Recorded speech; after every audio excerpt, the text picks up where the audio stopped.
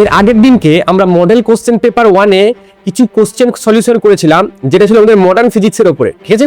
তো আজকে আমরা ওই মডার্ন ফিজিক্সে আর কিছু টপিক বাকি ছিল, যেখানে আমরা আজকে করব ট্রানজিস্টর, রেকটিফায়ার, ডায়োড, সঞ্চার ব্যবস্থা আর লজিক গেট। এই প্রত্যেকটা টপিক কিন্তু তোমাদের পরীক্ষার জন্য খুবই ইম্পর্টেন্ট, মোর দেন সাফিসিয়েন্ট। তোমাদের এইচএস সেমিস্টার 4 পরীক্ষার জন্য মোর দেন সাফিসিয়েন্ট ওই ট্রানজিস্টরটা।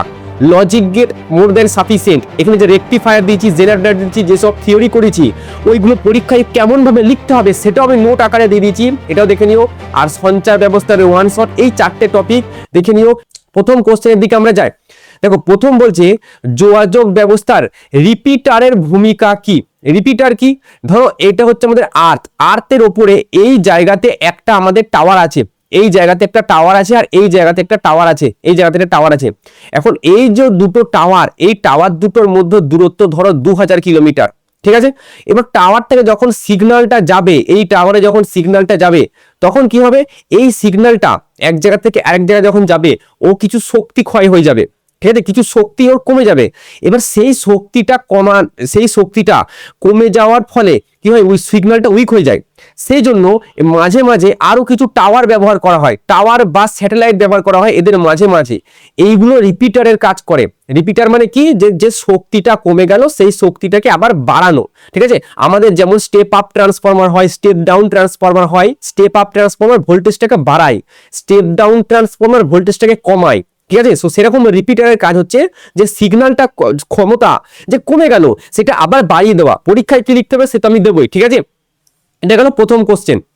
সেকেন্ড কোশ্চেন ছিল ভূমি তরঙ্গের বিস্তার কাকে বলে। এবার এটা যদি ভূমি তরঙ্গ হয়, ধরো আমি একটা ছবি আঁকছি, ঠিক আছে, একটা ছবি আঁকছি।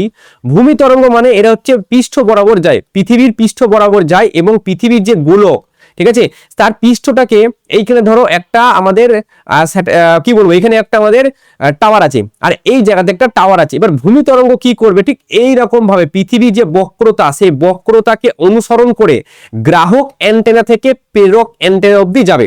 এটা হবে ভূমি তরঙ্গের বিস্তার। কি বললাম?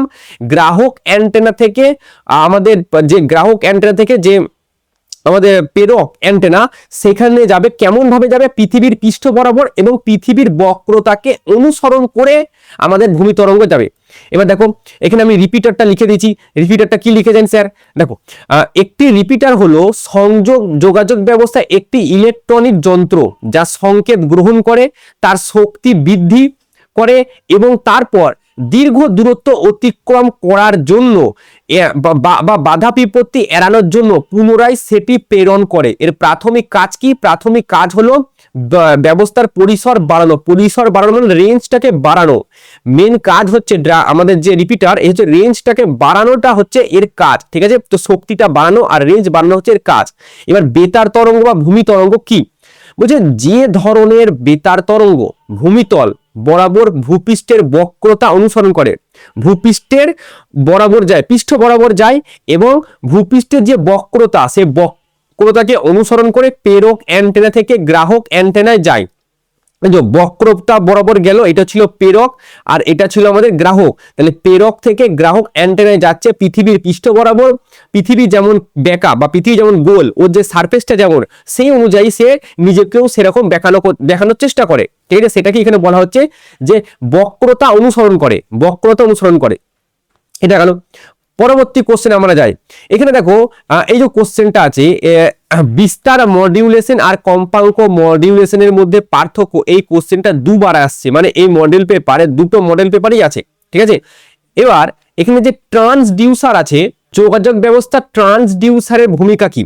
আমরা যখন আমরা একটা জিনিস পড়েছিলাম, তোমাদের মনে আছে কিনা জানি না, যে ওয়ান শট আমি বলেছিলাম যে একটা লেখচিত্র ব্লক ডায়াগ্রাম আছে আমাদের সঞ্চার ব্যবস্থায়। সেই সঞ্চার ব্যবস্থা আমি সেখানে গিয়ে বলতে গিয়ে এটা বলেছিলাম যে আমরা যে ফোনে হ্যালো বলি, সেই হ্যালোটা শব্দ তরঙ্গতে বলি, কিন্তু ফোন যখন ওটাকে রিসিভ করে, ওটাকে তড়িৎ চুম্বকীয় তরঙ্গ রূপে রিসিভ করে। তার মানে একটা শক্তি অন্য একটা শক্তিতে কনভার্ট হয়ে যাচ্ছে। আসলে এই কাজটাই কিন্তু এই ট্রান্সডিউসার করে। ওই কাজটা কে করে?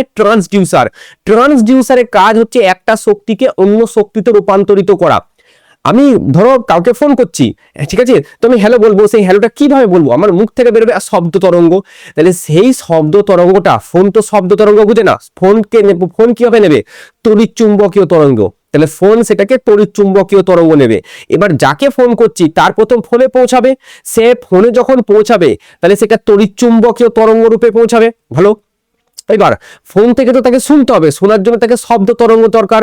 তাহলে যাকে যাকে আমি পাঠাবো, ফোনটা যাকে করব, প্রথমে তড়িৎ চুম্বকীয় তরঙ্গ আকারে তার মোবাইলে প্রবেশ করবে এবং সে শুনতে পাবে কিসে, শব্দ তরঙ্গ রূপে। তাহলে এই কাজটা আসলে কে করে, শব্দ তরঙ্গ থেকে তড়িৎ চুম্বকীয় তরঙ্গ বা তড়িৎ চুম্বকীয় তরঙ্গ থেকে শব্দ তরঙ্গ, এই কনভার্টটা কে করে, এটাই হচ্ছে ট্রান্সডিউসারের কাজ। ঠিক আছে, এবার এই আগে একটা কোশ্চেন এখানে আমরা বাদ দিয়েছিলাম, এই যে কি কম্পাঙ্কের পাল্লা এই ভূমি তরঙ্গের বিস্তারের জন্য ব্যবহার হয়, এটা হচ্ছে কম্পাঙ্ক, মানে হচ্ছে এটা হচ্ছে লো ফ্রিকোয়েন্সি এলএফ, ঠিক আছে, একটা মাঝারি ফ্রিকোয়েন্সি মানে হচ্ছে এমএফ, মিডিয়াম ফ্রিকোয়েন্সি। এই দুটো আমরা ব্যবহার করি।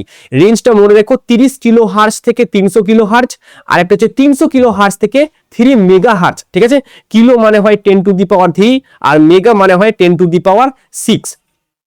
পরবর্তী কোশ্চেন আমরা যাই। আচ্ছা, এখানে দেখো পার্থক্য, বিস্তার মডুলেশন আর কম্পাঙ্ক মডুলেশনের মধ্যে পার্থক্য কাকে বলাটা একটা পার্থক্যের মধ্যে আছে, যে বিস্তার মডুলেশন মানে বিস্তারটা চেঞ্জ হবে, অ্যাম্পলিটিউডটা চেঞ্জ হবে, আর কম্পাঙ্ক মডুলেশন মানে কম্পাঙ্কটা চেঞ্জ হবে, আর বাদ বাকি কম্পাঙ্ক আর দশা এই দুটো অপরিবর্তিত থাকে, বিস্তার আর দশা অপরিবর্তিত থাকে।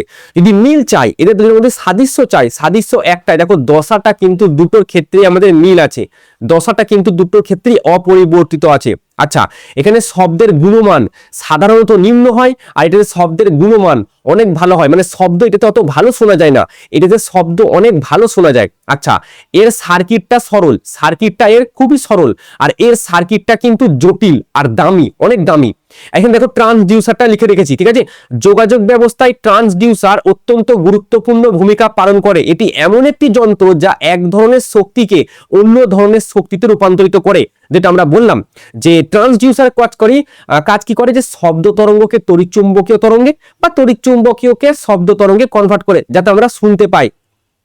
আচ্ছা স্যার, পরবর্তী কোশ্চেন কি আছে, উপযুক্ত বর্তনীর সাহায্যে একটি পিএন জংশন ডায়োডের সম্মুখ বায়াস এবং বিপরীত বায়াস ব্যাখ্যা করো। চলো এটা আমরা করি, ঠিক আছে, এটা আমরা করি। আচ্ছা দেখো, তো আমি একটা প্রথম এখানে আমি একটা ডায়োড নিলাম, ঠিক আছে, খুব ভালো কথা, একটা ডায়োড নিলাম। আচ্ছা, সাদা কালি নিলে আরো ভালো হয়, একটা ডায়োড নিয়েছি।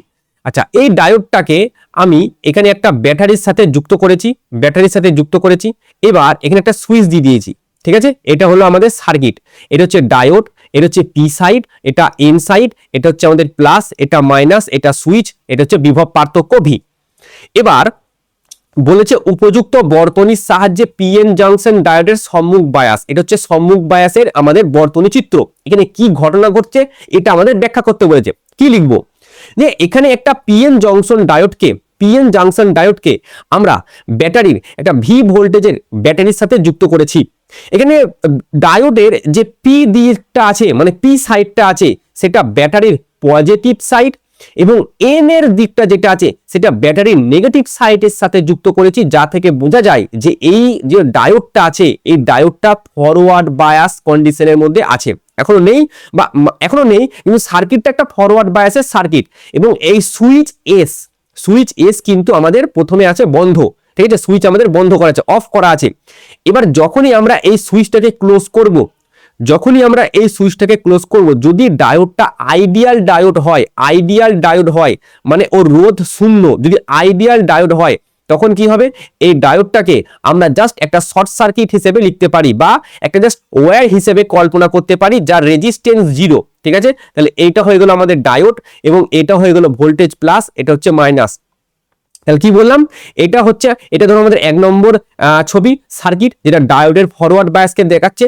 এবং এই ডায়োডটা যদি এর রেজিস্ট্যান্সটা 0 থাকে, মানে একটা আইডিয়াল ডায়োড যদি থাকে, তাহলে ফরওয়ার্ড বায়াসে থাকাকালীন ডায়োডকে আমরা জাস্ট একটা শর্ট সার্কিট হিসেবে নিতে পারি, শর্ট সার্কিট ওয়্যার হিসেবে নিতে পারি, সেটা আমরা এখানে দেখেছি। এটা হচ্ছে আমাদের ফরওয়ার্ড বায়াস। যদি রিভার্স বায়াস হয় তখন সার্কিট কেমন হয়, রিভার্স বায়াসের সময় আমরা জাস্ট ডায়োডটা যেদিকে আছে আমরা সেদিকে দিলাম, এবং এখানে জাস্ট আমরা ব্যাটারির যে পোলারিটি, সেই পোলারিটিটাকে চেঞ্জ করে দিলাম, এবং এখানে একটা সার্কিট। দ্বিতীয় নম্বর যে চিত্রটা আছে, এই 2 নম্বর চিত্র, এটা ছিল ডায়োড, এটা হচ্ছে পি সাইড, এটা এন সাইড। পি সাইডটা আমার নেগেটিভের সাথে যুক্ত, এন সাইডটা আমার পজিটিভের সাথে যুক্ত, সুইচ এস কিন্তু আমাদের মানে ইনিশিয়ালি সুইচ এস আমাদের ওপেন করা আছে, এবং পি সাইডটা যেহেতু নেগেটিভের সাথে যুক্ত এবং এন সাইডটা যেহেতু পজিটিভের সাথে যুক্ত, তার মানে এ আছে আমাদের রিভার্স বায়াস কন্ডিশনে, আর এইটা ছিল আমাদের ফরওয়ার্ড বায়াস কন্ডিশনে। এবার যদি ডায়োডটা আইডিয়াল ডায়োড হিসেবে আমরা নিই, তাহলে এই ডায়োডটা হয়ে যাবে এখন ওপেন সার্কিট, কারণ এর মধ্য দিয়ে কোনো কারেন্ট পাস করতে দেবে না। ঠিক আছে, এটা ছিল আমাদের কন্ডিশন, এটা ছিল আমাদের সার্কিটটা।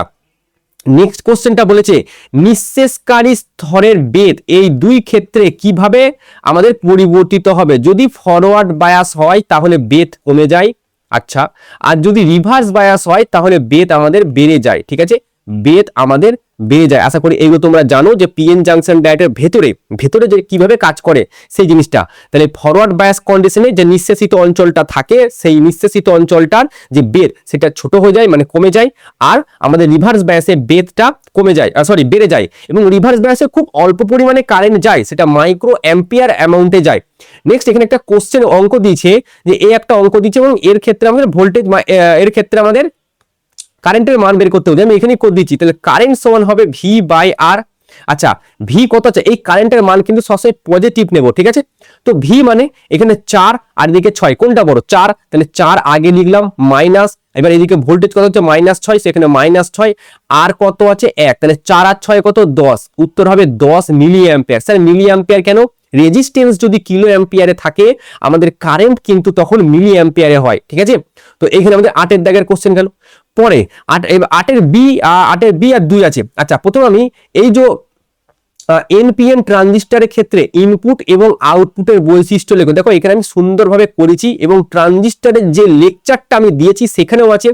এটা হচ্ছে আমাদের ইনপুটের কার্ভ, আর এটা হচ্ছে আমাদের আউটপুটের কার্ভ। এবার ইনপুট আউটপুট কার্ভ তো আমরা দেখে নিলাম, ট্রানজিস্টরের ইনপুট আউটপুট, তা থেকে ইনপুট এবং আউটপুটের রাশিমালা। তাহলে আর ইনপুট সমান, এটা যদি এসিতে হয়, ঠিক আছে, আর ইনপুট এসিতে কি হবে, আর সমান কি ভি বাই আই। তাহলে ভি কি আছে, ডেল্টা ভি বি ই। আচ্ছা স্যার, এটা আর কি হবে নিচে, এখানে হচ্ছে ডেল্টা আইবি আছে, সো এখানে হচ্ছে ডেল্টা আইবি, এখানে বলতে হবে আইসি হচ্ছে এখানে ধ্রুবক, সরি আইসি না, আমাদের হয় ভিসিই হয় ধ্রুবক। ঠিক আছে, এটা হচ্ছে আমাদের ইনপুট রেজিস্ট্যান্স। এবং এই জিনিসটা যদি এসিতে হয়, আর ইনপুট যদি আমাদের ডিসিতে হয়, যদি ডিসিতে হয়, জাস্ট আমরা এখানে এটা লিখবো ভি বিই, আর নিচেই থাকবে আইবি, এটার ক্ষেত্রে আমাদের ভিসিই ধ্রুবক। এবং ডেল্টা কেন লিখলাম না, কারণ আমরা জানি ডিসিতে কি হয়, আমাদের কিন্তু প্লাস মাইনাস চেঞ্জ হয় না, আমাদের যে সিগন্যাল থাকে ডিসি সিগন্যাল, সেখানে প্লাস মাইনাস চেঞ্জ হয় না, এসিতে প্লাস মাইনাস চেঞ্জ হয়। সেজন্য এটা ডেল্টা ভিই আমরা করলাম। এটা ছিল আমাদের ইনপুট ক্যারেক্টারিস্টিক। ইনপুট ক্যারেক্টারিস্টিক এটা খুবই ইম্পর্টেন্ট পয়েন্ট। দেখবে কিছু কিছু বইয়ে এই যে এরকম ভিসিই দুটোকে না একই জায়গায় মানে এরকম তুলে দিয়েছে, ঠিক আছে, একই সমান উচ্চতায় তুলে দিয়েছে। এটা সব থেকে বড় ভুল। দুটো এই গ্রাফের ভিসিই এরা কিন্তু একই উচ্চতায় থাকবে না, এই কারণটা কিন্তু আমি ট্রানজিস্টরে বলেছিলাম। সেখান থেকে দেখো দুটো গ্রাফের এই যে ভিসিই যে টপ যে পয়েন্টটা, এই দুটো পয়েন্ট কিন্তু এক হবে না। ঠিক আছে, এটা হচ্ছে আউটপুট ক্যারেক্টারিস্টিক। এবার আউটপুট ক্যারেক্টারিস্টিকে আমরা যদি রেজিস্ট্যান্স, ইনপুট রেজিস্ট্যান্স এসিতে যদি আমি মাপি, তাহলে কি হবে, সমান দিয়ে এখানে কি আছে ভিসিই, তাহলে ডেল্টা ভি সিই লিখলাম। আচ্ছা, এদিকে কি আছে আইসি, তো ডেল্টা আইসি, এখানে কনস্ট্যান্ট কে আছে, এই যে কনস্ট্যান্ট কে আছে আইবি, তাহলে আইবি হচ্ছে এখানে কনস্ট্যান্ট। আচ্ছা, এটা হয়ে গেল আমাদের আর ইন এসিতে। এবার যদি আমি আর ইন ডিসিতে করি, তাহলে কি হবে, তাহলে উপরে আমাদের নর্মাল ভিসিই থাকবে এবং নিচে আমাদের আইসি থাকবে, এবং এটাতেও কিন্তু আমাদের আইবি কনস্ট্যান্ট অবস্থায় থাকবে।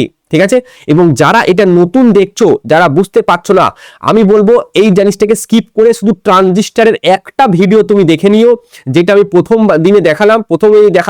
এই যে ট্রানজিস্টর, এই ভিডিওটা তুমি দেখে নিও, মোর দ্যান সাফিসিয়েন্ট হবে তোমার জন্য। এই লিঙ্ক, এই প্রত্যেকটা ভিডিও যে লিঙ্ক, সেটা আমি ডেসক্রিপশনে দিয়ে দেবো, আমি আই বাটনে দিয়ে দেবো, সেখান থেকে তোমরা দেখে নিও। পরবর্তী কোশ্চেন আমরা যাই। পরবর্তী কোশ্চেন থেকে কি বলা হচ্ছে, এবার এইখানে আমরা তো এইটা করে নিলাম যে এনপিএন ট্রানজিস্টরের ক্ষেত্রে ইনপুট আউটপুট ক্যারেক্টারিস্টিক কার্ভ এঁকে নিলাম, তা থেকে ইনপুট আউটপুট রোধের রাশিমালা নির্ণয় করে দিলাম, এই দুটো। এবং নেক্সট আমাদের বলা হচ্ছে দুটো ডায়োড ব্যবহার করে অ্যান্ড গেটের বর্তনী চিত্র, এটা দুটো ডায়োড ব্যবহার করে, এটা জাস্ট লিখে নিও অ্যান্ড আর অর। আর এই দুটো গার্ব এন্ড আর অর এই দুটোরই তোমরা করে নিও। এখানে আমি এন্ডটা দিয়ে দিয়েছি, ঠিক আছে। দুটো ডায়োড আমরা ব্যবহার করেছি, এখানে একটা রেজিস্ট্যান্স ব্যবহার করেছি, সেখানে আমরা 5 ভোল্টেজ দিয়েছি। তো এই যে এখানে যে গ্রাফ, এখানে যে ছবিটা আছে, সার্কিট ডায়াগ্রামটা আছে, এই সার্কিট ডায়াগ্রামটা তোমরা করে নিও। এবার শোনো, এর যে নর্মালি আমাদের যে এন্ড গেট হয় সেখানে দুটো ইনপুট যায় এবং এন্ড গেটটা দেখতে এরকম হয়, ঠিক আছে। এখানে যদি আমি এ দিই আর এখানে যদি আমি বি দিই, এখানে যদি ওয়াই পাই, ওয়াই সমান কি লিখতে পারি, এ ডট বি লিখতে পারি। তো এখানে আমি এ দিলাম, এখানে আমি বি দিলাম, আর এখানে ওয়াই দিলাম, এবং ওয়াই সমান হচ্ছে এ ডট বি দিলাম। যদি প্রথমে আমি দুটোটি শূন্য শূন্য দিই, এতেও শূন্য দিলাম, এখানে এতেও শূন্য দিলাম, বিতেও শূন্য দিলাম, জাস্ট নর্মালি যে গুণ আমরা বীজগণিতে করি সেই গুণ অনুযায়ী বলো কত হবে, শূন্য। এখানেও শূন্য আর এক দিলাম, কত পাবো, শূন্য। এখানে এক আর শূন্য দিলাম, কত পাবো, শূন্য। এবং এখানেও এক আর এক যদি দিই, এখানে কত পাবো, এক। তাহলে শুধুমাত্র হাই, দুটোতে যদি হাই থাকে, মানে শূন্য মানে কত, লো, আর হাই মানে কত, ওয়ান, আমাদের বুলিয়ান অ্যালজেব্রাতে, লজিক গেটে। তো এখানে যদি দুটোতে এ আর বি দুটোতে হাই থাকে তখনই আমরা হাই পাচ্ছি। এটা হচ্ছে ট্রুথ টেবিল, এটা হচ্ছে সার্কিট ডায়াগ্রামটা, ঠিক আছে। এখানে যে দুটো বলেছে আমাদের, প্রথমে বলেছে গেটের চিত্র আঁকো, হয়ে গেল। সত্য তালিকা বা ট্রুথ টেবিল যেটা আঁকো সেটাও হয়ে গেল, 2 নাম্বার আছে। আচ্ছা, ট্রুথ টেবিল যেহেতু 2 নাম্বার আছে, একবার সার্কিটটাকে দিও, অরিজিনাল রিয়াল যে সার্কিটটা, মানে এই যে এই সার্কিটটা এঁকে তারপর এটা এঁকো, তাহলে পরীক্ষক যে খাতা দেখবে সে কিন্তু খুশি হবে যে সেটা কিন্তু জানে, ঠিক আছে। না জেনে কিছু লিখে নিকো বা মুখস্থ করে সেই জিনিসটা লিখে নিকো। আচ্ছা, পরবর্তী কোশ্চেন, এটা হচ্ছে আমাদের মডেল কোশ্চেন পেপার 2 এবং তার 5 দাগের কোশ্চেন। আচ্ছা, ফার্স্ট কোশ্চেন, আচ্ছা প্রথম কোশ্চেনটাকে দ্বিতীয়টা করে দিচ্ছি। একটি যন্ত্রের নাম লেখো যা মডিউলেশন এবং ডিমডিউলেশন একসঙ্গে কাজ করে। এর যে উত্তরটা, এটা হচ্ছে মডেম, ঠিক আছে। এটা হচ্ছে মডেম। মডেম কি করে, এই ডিমডিউলেশন আর হচ্ছে মডিউলেশন এই দুটো কাজকে একসাথে করতে পারে। এবার আসো অ্যানালগ আর ডিজিটাল সিগন্যাল। আচ্ছা, অ্যানালগ সিগন্যালটা কেমন, অ্যানালগ সিগন্যালটা এরকম নয় কি, অ্যানালগ সিগন্যাল এরকম, এবং ডিজিটাল সিগন্যাল কেমন হয়, ডিজিটাল সিগন্যাল হয় এরকম এরকম এরকম এরকম, ঠিক আছে। ডিজিটাল সিগন্যাল এরকম। তাহলে এরা কিন্তু নিরবিচ্ছিন্ন না, ঠিক আছে। এরা বিচ্ছিন্ন আছে, এ কিন্তু নিরবিচ্ছিন্ন।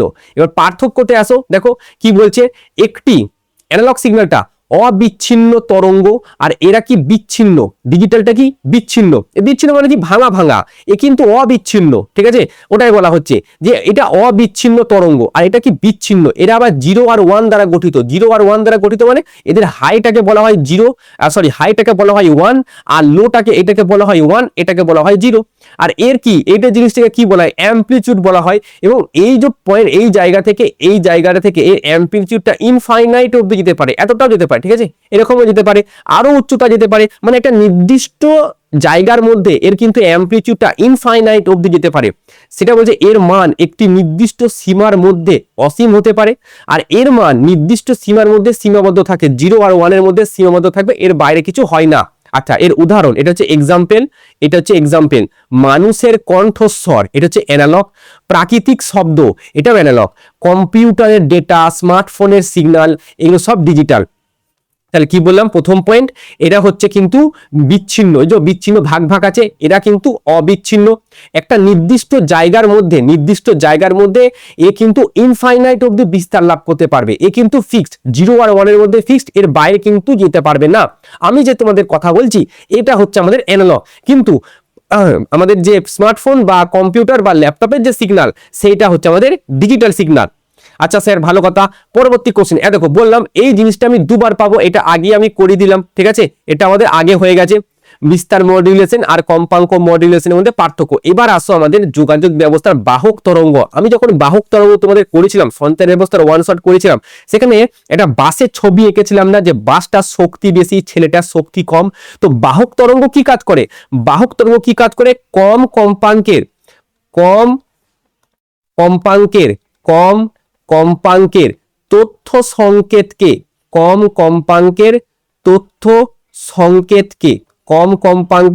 তথ্য সংকেতকে এক জায়গা থেকে অন্য জায়গায় নিয়ে যেতে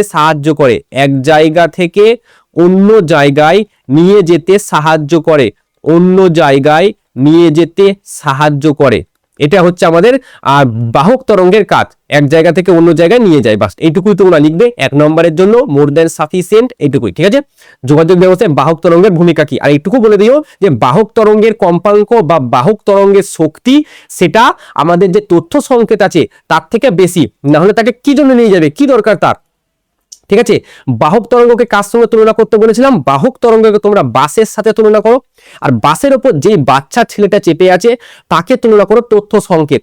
এবার তুমি বলো তথ্য সংকেতের শক্তি বেশি না বাহক তরঙ্গের শক্তি বেশি? অবশ্যই বাহক তরঙ্গের শক্তি বেশি, তো সেটা আমরা বলেছি।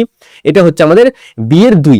পরবর্তী কোশ্চেন, এখানে দেখো দুটো ডায়োড ব্যবহার করে একটা পূর্ণ তরঙ্গ একমুখীকরণ করার প্রয়োজনীয় বর্তনী চিত্র আঁকো। ইহার কার্যপ্রণালী, ইনপুট আউটপুট সবকিছু তোমাদের জানতে চাইছে। এইটার জন্য এইটা শুধু এখানে শুধু যেহেতু ফুল ওয়েভটা বলেছে সেই জন্য ফুল ওয়েভটা করাই দিচ্ছি, কিন্তু আমাদের তোমরা এই ভিডিওটা যদি দেখো, এই যে রেকটিফায়ার জেনার ডায়োড, এই ভিডিওটা যদি তুমি দেখো তাহলে ফুল ওয়েভ, হাফ ওয়েভ কেমন কি লিখতে হয় না লিখতে হয় সবই কিন্তু এর মধ্যে আছে। এবং আমরাও কিন্তু আজকে এখানে যেহেতু ফুল ওয়েভটা বলেছে, সো আমরাও কিন্তু ফুল ওয়েভটার দিকে কিন্তু এখানে আমরা নজর দেবো। ঠিক আছে, আচ্ছা ফুল ওয়েভটার দিকে নজর দেবো, এবং এইটা হচ্ছে আমাদের ফুল ওয়েভের সার্কিট। ঠিক আছে, এবং এখানে আমাদের এসি সিগন্যাল দিচ্ছি, এসি সিগন্যাল মানে আচ্ছা এসি সিগন্যাল যেহেতু দিয়েছি এখানে আমরা কি করব, একটা আমরা ইনপুট আউটপুট ছোট্ট পার একটা কার্ভকে আনবো। এটা ধরো আমাদের ইনপুট কার্ভ, আর এটা হচ্ছে আমাদের আউটপুট কার্ভ। ঠিক আছে, আচ্ছা খুব ভালো স্যার।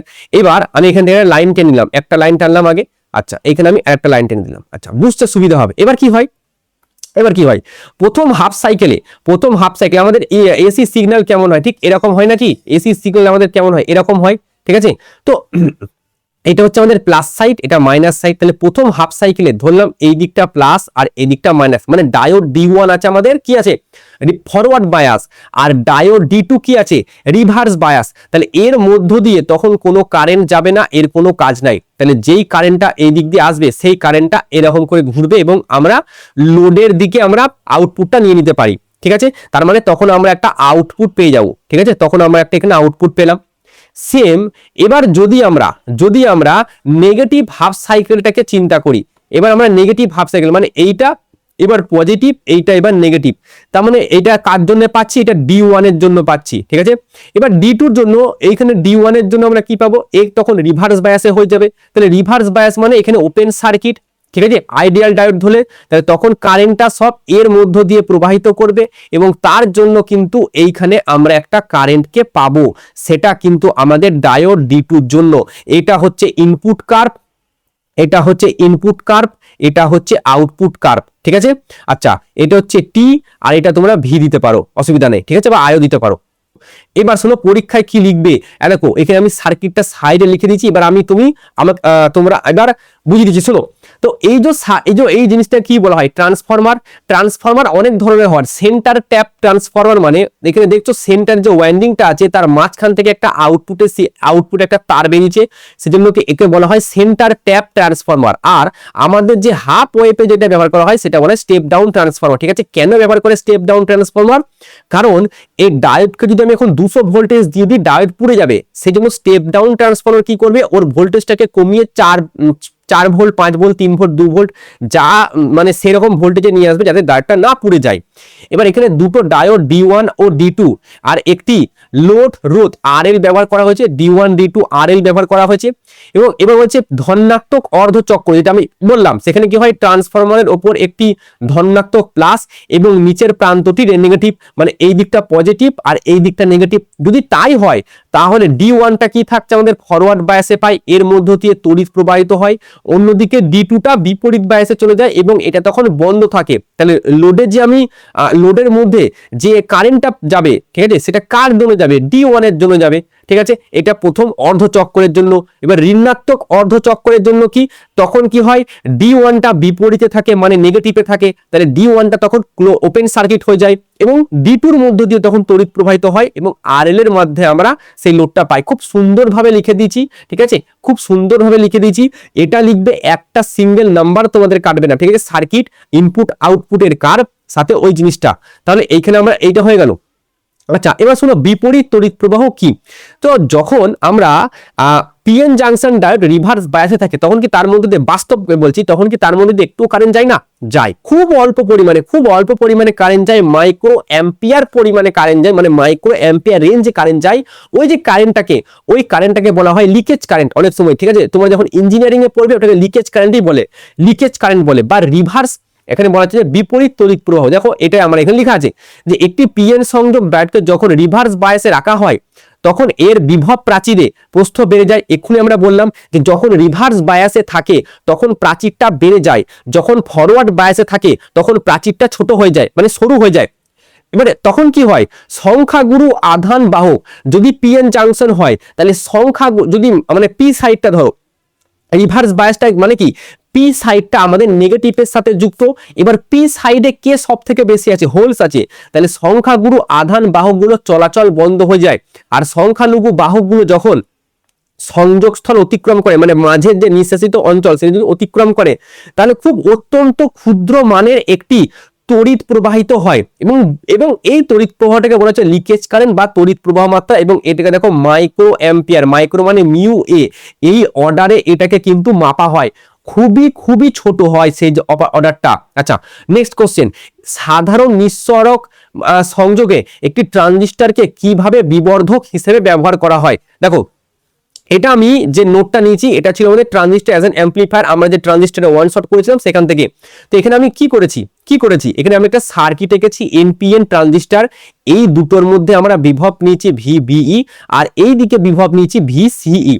এখানে আমরা একটা ক্যাপাসিটর নিয়েছি, এখানে ভিবিবি নিয়ে আছে, আরবি নিয়ে আছে, এই দিকটা দেখো ভিসিসি নিয়ে আছে, আরসি নিয়ে আছে, আর এর বাইরে আমরা এখানে সি2 নিয়েছি।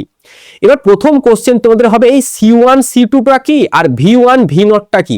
দেখো সি1 আর সি2টা এরা হচ্ছে ক্যাপাসিটর। কি ক্যাপাসিটর? Blocking capacitor. কি ক্যাপাসিটর?